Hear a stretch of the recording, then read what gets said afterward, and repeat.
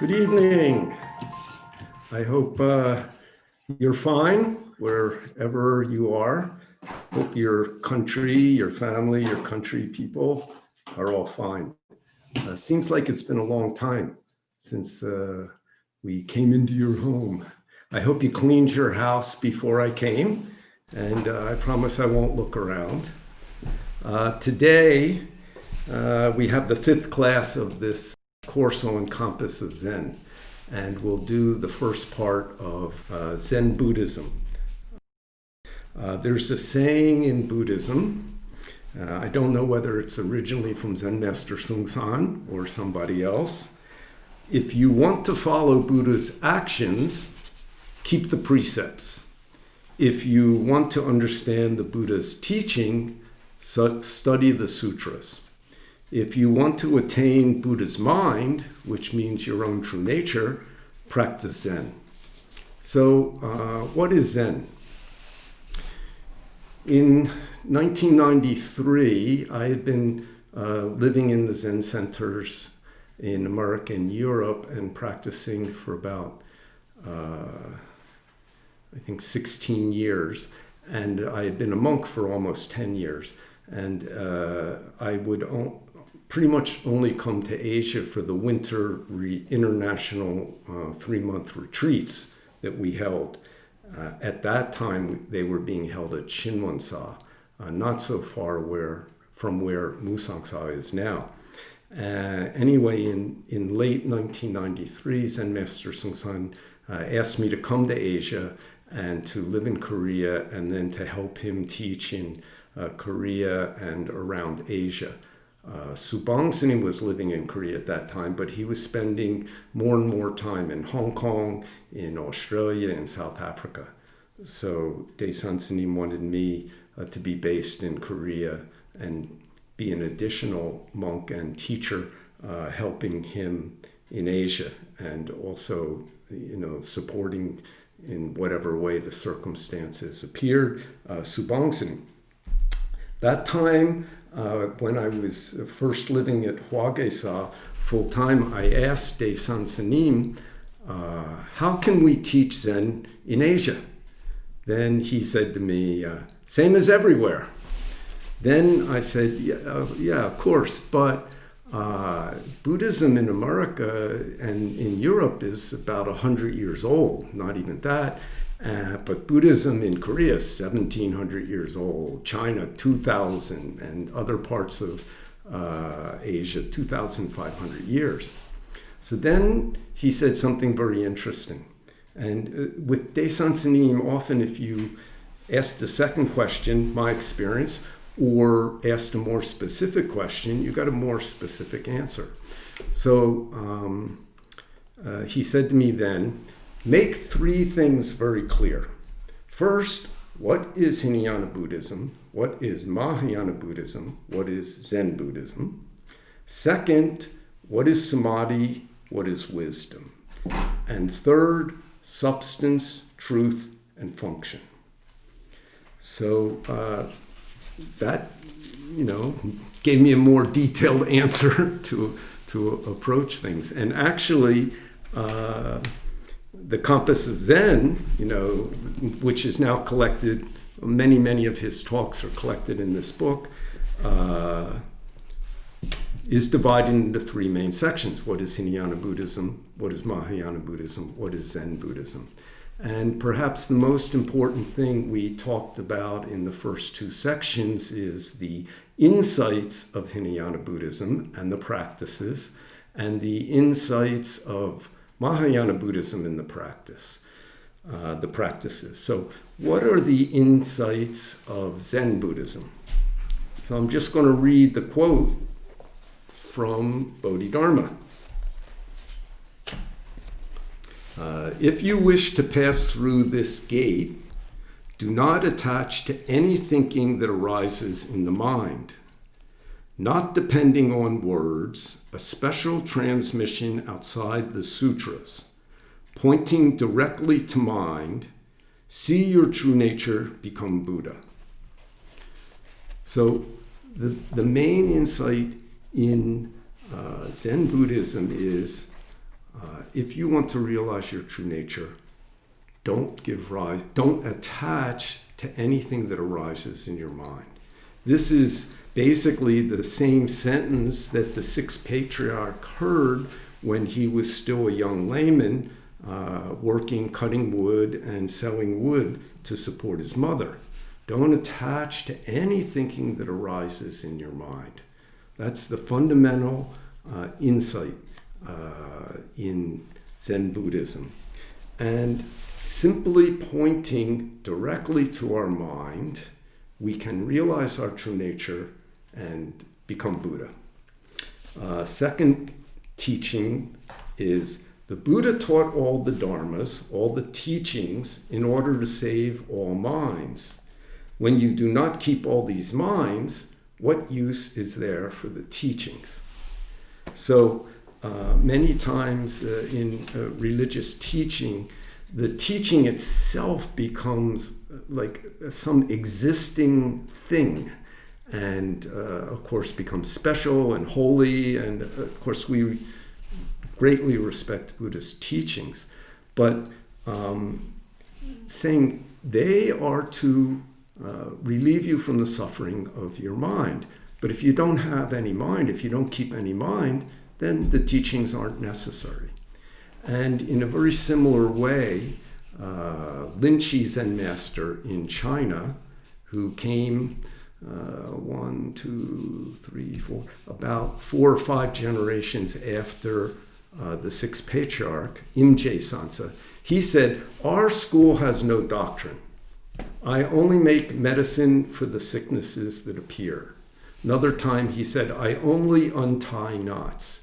So it was a great relief to me, for me, to realize some years ago that the student makes the teaching. Whatever's in front of you creates the teaching, because the teaching appears in response to what somebody's problem is. If a person doesn't have a problem, there's no teaching to have. You just live life. So it makes life much easier than we usually imagine. That's the main insight. Cut off our thinking, or learn to not attach to anything that arises in our mind, then we already can realize our Buddha nature. That also means don't attach to the body that we created with the help of our parents. So that's also happening, so to speak, in our mind. This is part of our mind right here. So if we don't attach to it, then this body itself becomes the Buddha body. And as I said in a quote, I believe before, the world as it is becomes the lotus land.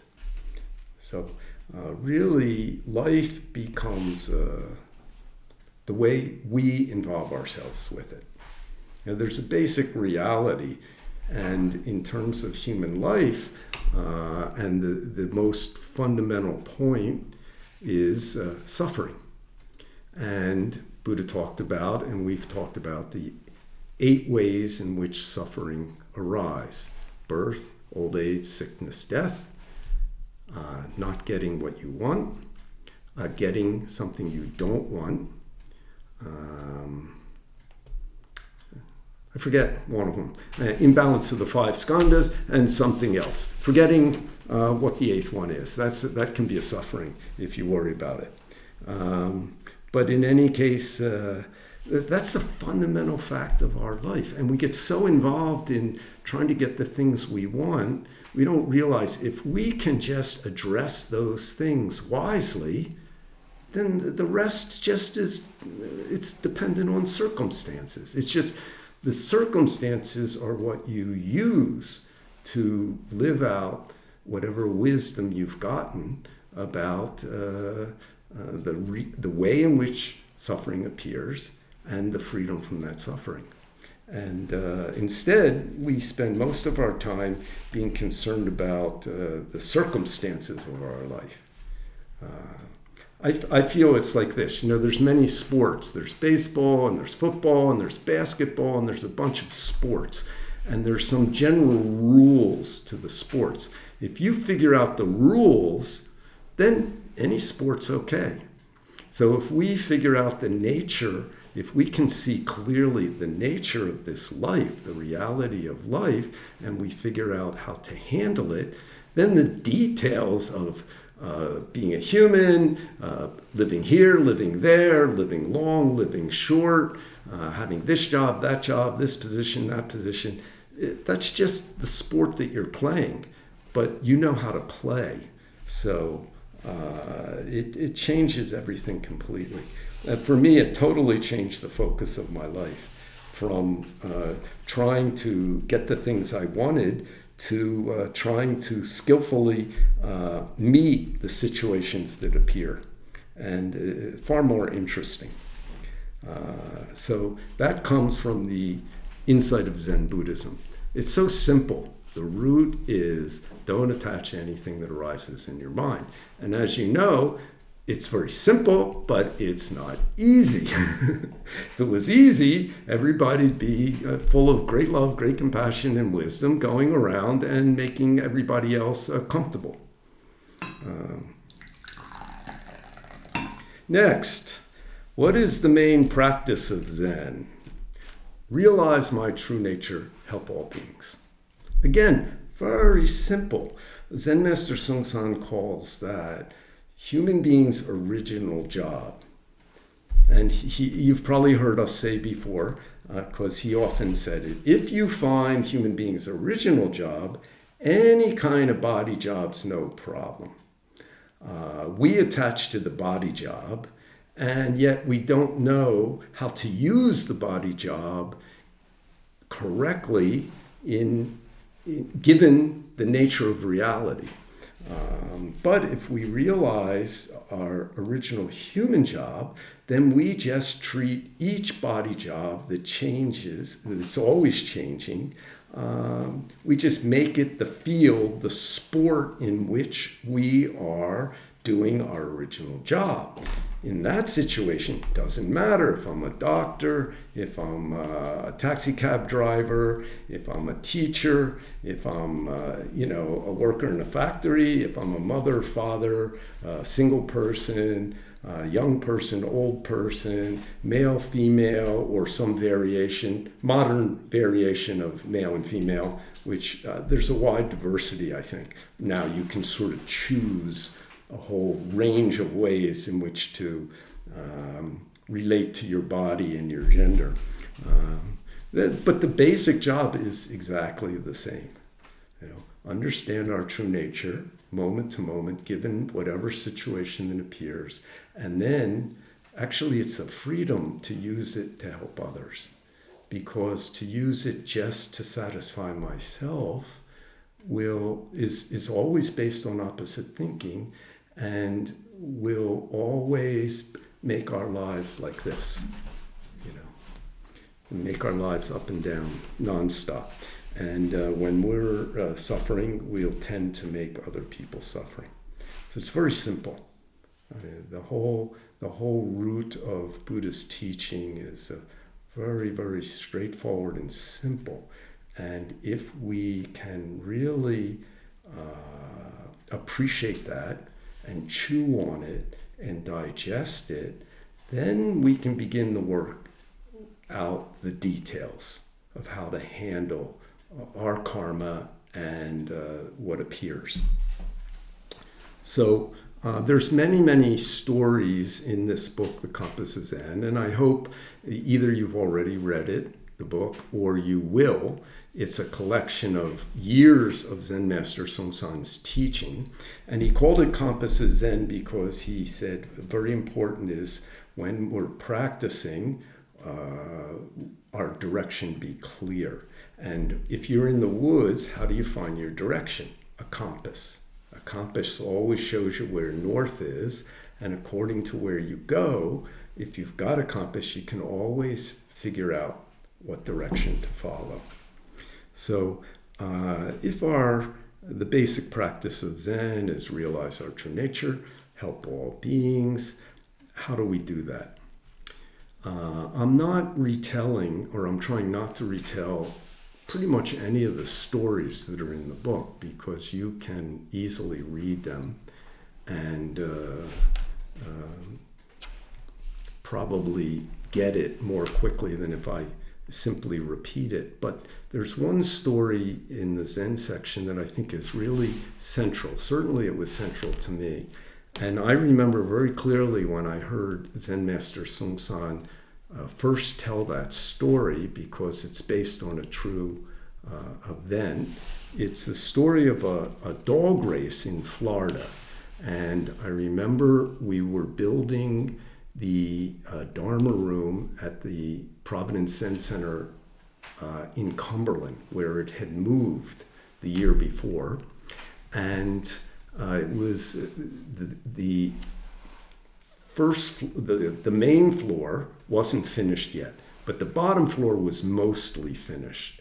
And we had, instead of windows, we had plastic and so forth. But we had a retreat down there, a week-long retreat in April of 1980. And Zen Master Seung Sahn had just heard about this dog race, and he told us this story. And many of you have already heard it. Dog racing is not so prevalent, I think, in many countries, but in America, they train a certain kind of dog to race. And the way they do it is there's a gate similar to what horses enter when they're going to start a horse race. And there's a track. And on the inside of the track is a railing. On the railing is a fake rabbit. It looks like a real rabbit, and maybe they make it smell like a rabbit. But the dogs are trained to chase this rabbit. And so the gate, so the rabbit starts moving. It's controlled by speed is controlled by a human being. The gates open and the dogs start running after the rabbit. And they chase the rabbit around the track.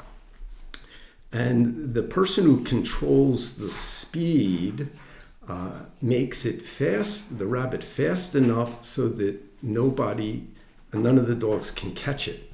But not too fast so they think they can catch it and they really go after it. And then the dogs run around and they cross the finish line, and human beings win and lose money. So it's a very popular kind of racing and gambling, especially I think in Florida. Where I grew up in the north, I don't remember us having that. But in any case, there was this one dog whose name was Clear Mary, and she usually won her race. So a lot of people bet on her. And this one particular race comes, and the dogs are put into this gate, and the rabbit starts moving, the doors open, and the dogs start chasing the rabbit. And all the human beings are cheering, you're going to win money or you're going to lose money. And they're running around, and they get about halfway around the track, and one dog just stops. And it's this dog, Clear Mary. And everybody's like shouting, especially the people who bet on it, you stupid dog, run, you stupid dog, go. But Clear Mary just stands there, and she watches the other dogs chasing the rabbit, and she looks behind herself, and then she looks over the whole scene, and suddenly she jumps over the railing, and she shoots straight across the inside of this track, and timing it perfectly, as the rabbit comes around near the beginning line, Clear Mary jumps and grabs the rabbit. And Zen Master Seung Sahn said, that dog has Zen mind. So this dog race is very much our life. We're born and we have certain karma ourselves. We get something from society, study hard, get into a good university, or get a good factory job, or, make money, live in a good area, make good relationships, have kids who study hard and get in a good university, and live in a good area. And it just goes around and around. And that's what we do. Just like these dogs trained to chase this rabbit. But this one dog stopped and really looked closely at what was going on here. And when she did that, suddenly her mind and the situation became one. And she saw the whole thing very clearly. And boom, one action, we say just do it, she solved the problem. Got the dog, got the rabbit. So this is what Buddha did. You know, we all know Buddha had a great situation. He's going to be king. He doesn't have to go to, Seoul National University or Koryo or Yonsei or Iwa. He can flunk everything. He's going to be king. And if you're king, you have power, you have money, and you can get a good wife. So then he only has to make a baby, and he's completed his wonderful life as a human being. But something hit him very deeply, which was, we know, birth, old age, sickness, death. Everybody has that, no matter what our situation in life is. And I remember one time, Zen Master Seung didn't say this much because maybe people didn't like hearing it, but I remember one time he said, the only difference between humans is die early or die late. So for when we're working really hard, who wants to hear that? But that Buddha was hit by that too. What's the difference? Everything I do, I'm still going to run into these same things. And I'm sure many rich people will tell you the experience of being sick, being rich doesn't help too much when you're dying. When you're not comfortable or you're suffering, you're suffering. Of course, it can be worse or it can be a little bit better, but the fact of sickness and dying is the same. But Buddha stopped and he looked closely. And just like Clear Mary turned around and looked where they had come from, turned the other way and looked where they had come from, looked where they were going, looked at the whole scene, Buddha also looked back. Usually we're looking out. I want this, I think this, I like this, I'm trying for this. And if we're not so successful, then we look back, but not in a big question way, usually in a judgment way. What's wrong with me and blah, blah, blah. But just like this dog, Buddha just stopped, paid attention, and looked closely at what is this? And became clear and became free of the suffering that comes from the attachment to this life. So that is the heart of the practice. And what is this stopping and looking back? It's a big question. So we say, what am I? Or what is this? And rather than coming up with an opinion, by looking closely at that, we realize we don't know. So Zen practice is only go straight, don't know. And the purpose is very clear. Realize my true nature and help others. Why realize my true nature? Then I can more skillfully live and also help others.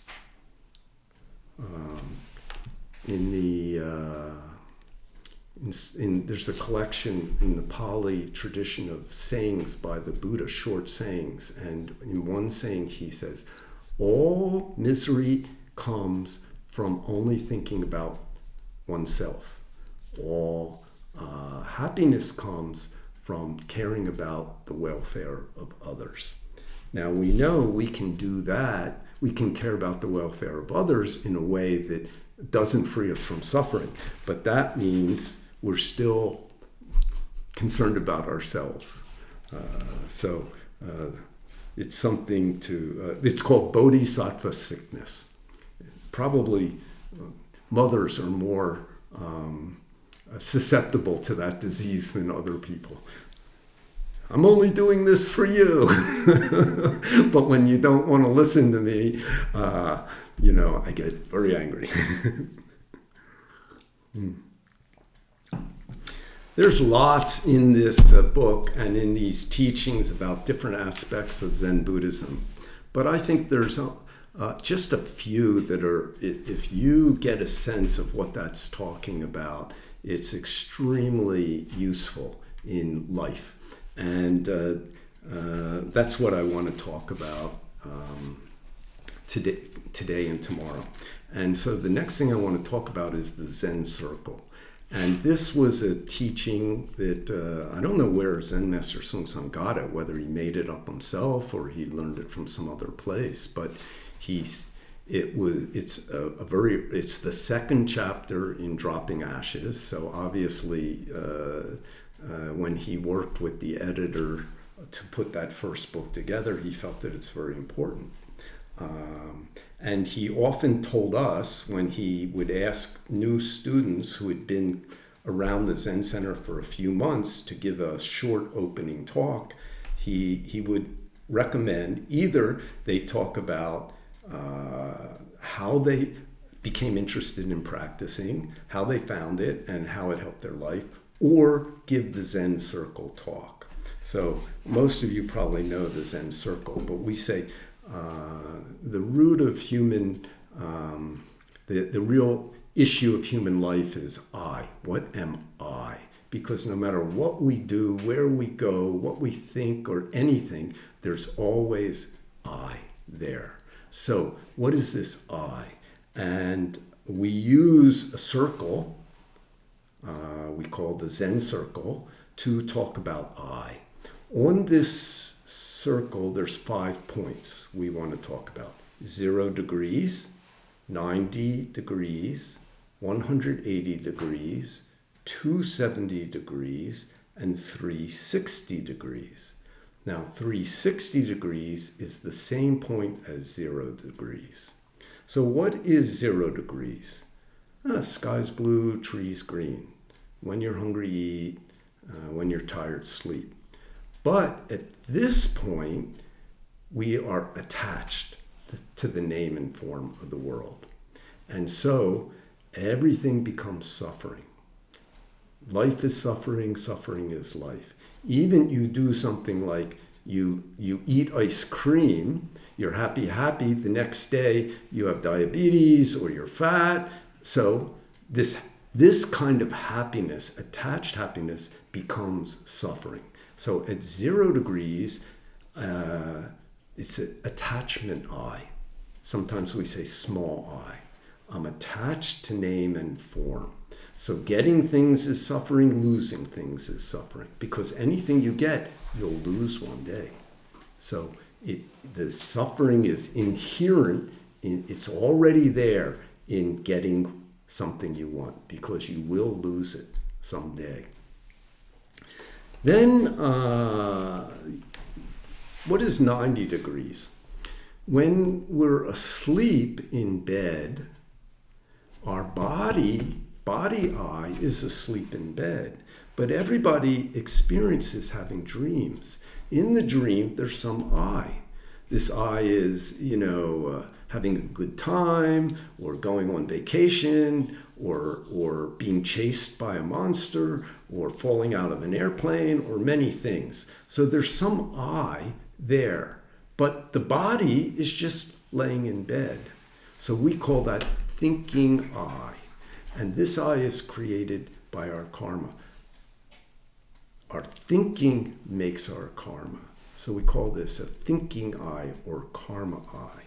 At this point, we can say form is emptiness, emptiness is form. You can see how things appear by my thinking and disappear by my thinking. When you're not thinking about something, it doesn't exist in your world. may exist in somebody else's world. But when you think about it, even if it's far, far away, you can feel good or have suffering just from your thinking. So this is a thinking place. Then the thing about thinking is we make it. We make it. So all religions will say, oh, all beings are one, But this is only thinking. We can't really function that way because soon we don't like somebody else. So this is only thinking. If, for example, something important to you disappears, maybe a parent dies, then suddenly you realize that not just my thinking comes and goes, everything. Things come and go, people come and go. And thinking is not enough, not satisfying enough. That time you may decide to do some kind of practice, some kind of calming down, looking into myself. Then you start going from 90 degrees then maybe you arrive at 180. 180 is true emptiness. Six patriarchs said originally empty. Buddha said originally all things are empty. This whole world is just like a bubble, a flash of light, a mist in the morning. It seems to be there, but it's nothing. It's gone in a moment. So it has no self-nature. And it's not, thinking can't do anything about it. Thinking can't touch it. That's a 180 degrees. We call that nothing I. In the Heart Sutra, it's the place of no form, no emptiness. Even emptiness is an idea. So there's not even what we call emptiness, nothing at all. That place is before speech and words. So Zen masters either keep their mouth shut or they only do some simple action to demonstrate that point. Linchi shouted, "Ha!" Doksan hit people. Guji raised one finger. Zen master Seung always hit the table. That's this 180 degrees. This complete emptiness, it's before thinking.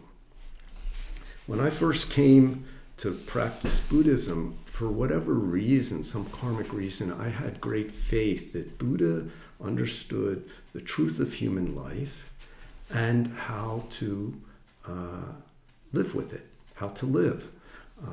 That life is, there's suffering in life and how to overcome it. And I had heard about emptiness. Everything's originally empty. Then I thought, if you practice and attain emptiness, then what happens?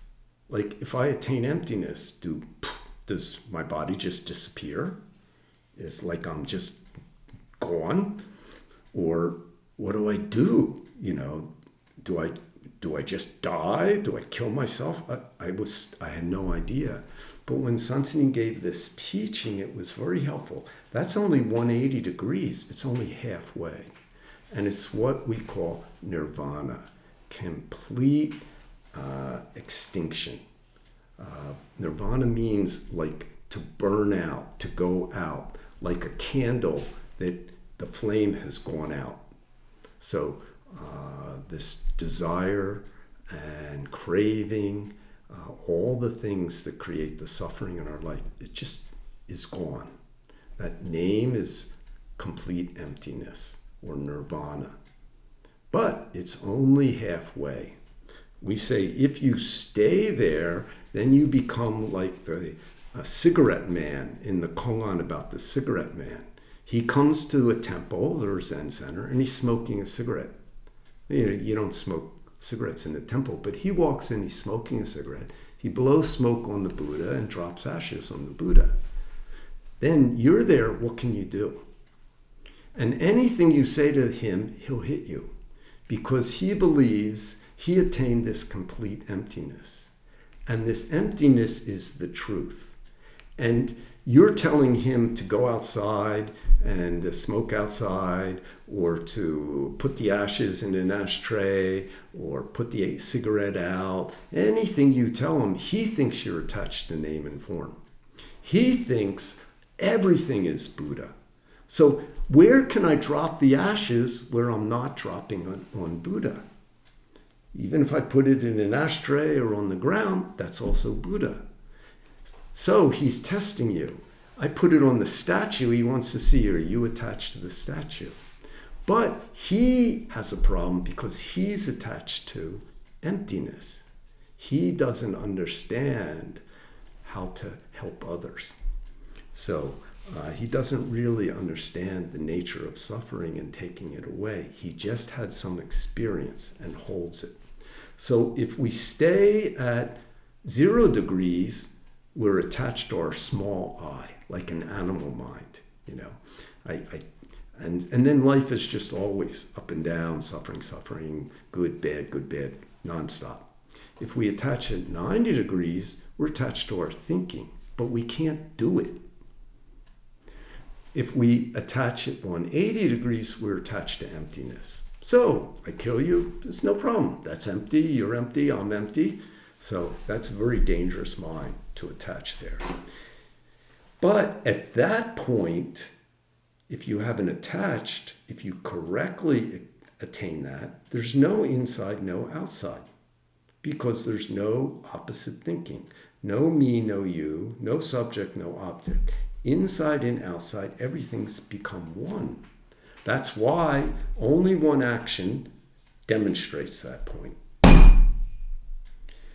When we have that mind, inside and outside are one, we completely become one with the universe. Then we naturally function together with the universe. So if you keep that mind correctly, you begin to simply follow the natural things in the universe. Then you get energy from the universe. Also, since the universe made everything, if you can keep that mind for a long time, practice, not just formal practice, but driving the car without opposites thinking, being with your family without opposite thinking, going to work, doing everything with that same become one mind, not the idea, the actual do it, then you get universal energy. The universe made everything. So you maybe arrive at 270 degrees, which can do anything. So we call that the freedom I. Freedom I. So I remember Dae Sunim, Zen Master Seung said, if you want to fly in the sky, you can fly in the sky. If you want to turn yourself into smoke, you can turn yourself into smoke. He said, in the Himalayas, there's one yogi, he's practicing for 700 years. He can turn his thumbnail into a television and look, what's my friend having for breakfast in Seoul? Looks like rice and miyeokguk and kimchi. Good idea. He can see that, okay? That's a 270. Now, some people, adults, we want that. We want this special power, special energy. Or we just think, that's a kind of bullshit. But when we're children, we have no problem with that area. So children watch cartoons and, lions and tigers are dancing, talking, driving cars, smoking cigarettes. Kids have no problem with that. They love it, Mighty Mouse, this little mouse can fly in the sky and carry elephants, or Superman can stop bullets and fly around the world. When we're kids, we have no problem with that. But later, that's not real. That's not real. Or we make it special. Then we become kind of magic person or a psychic person. I can see your thinking, this kind of thing. So if you attach there, then you become like a magic man, and many problems will appear. People who follow you will go the wrong way. But if you don't attach, just it's another experience, that's all. Only keep this mind, become one with the universe, follow your daily life, then eventually you arrive at 360. At 270 in Zen, there's many sayings, speech that talks about 270. The cow swallowed the moon. The steel snake drills into the eye of the diamond. The stone girl holds a baby in its arms, singing. That's all 270 style talking. So many masters will have that experience, but they don't attach, then those things cannot control them. If somebody makes it special, then it controls you. Just like we make money special, then money controls us. We make fame special or where I live special, then it controls us. I get it, I'm happy. I lose it, big suffering. And we'll make suffering for ourselves and others based on what we consider special. So if you don't, and just follow your everyday life correctly, finally arrive at 360 degrees. 360's same as 0 degrees. The sky's blue, tree's green. When you're hungry, eat. When you're tired, sleep. But now, not for me. Then this mind appears. Somebody's hungry. Give them food. Also, somebody's suffering. You also suffering. You understand that suffering and you want to help them. So 360 is the place of the Bodhisattva. If we attain all of that, and if we attain 360, the whole thing disappears. It's just a teaching thing to talk about, to help us see where we are moment to moment. Actually, every day, everybody is sometimes 0 degrees, sometimes 90 degrees, sometimes 180, sometimes 270, sometimes 360. Every day we are. Somebody's lots of the time at 360 and a little bit at 90. Somebody else spends most of their life at 0 degrees. Really obnoxious spiritual people spend a lot of time at 180 and beat you up about it. Too intellectual, spend a lot of time at 90. Think things are special and magic power and I can, you give me some money and I'll tell you all about your life. That's at 270 degrees. So everybody has all of those, but you can see yourself when you get stuck someplace. Then you can self-correct. It's like a child needs the parents and sometimes the older and brother or sister to guide it, to teach it. Don't run into the street, and this is how you eat, and when somebody gives you something, say thank you. Whenever I would give some little gift to a kid, the mom is always like, 감사합니다, and the kid, 감사합니다. Or I really like the way they get the kids to bow to a Sunim. But just grab the kid's head and shove it down. It's like, bow to Sunim, it's done very lovingly, but it's really funny, So we need that. But when we get older, if we digest this good teaching, we can regulate ourselves. We can realize, when I'm going too far this way or too far this way, or, we can learn to be polite, learn to make good relationships because we took it inside from what we learned. In the same way, if you are not so familiar with practicing, then the teacher is very important. There's a great story in this section on Zen about Manggong Sunim, famous Manggong Sunim and Kyung-ho Sunim. And what Manggong Sunim goes through, a couple times he thinks he's gotten complete enlightenment and he runs into his teacher and his teacher hits him and then he realizes, no, I'm not done. And he goes back and more practicing.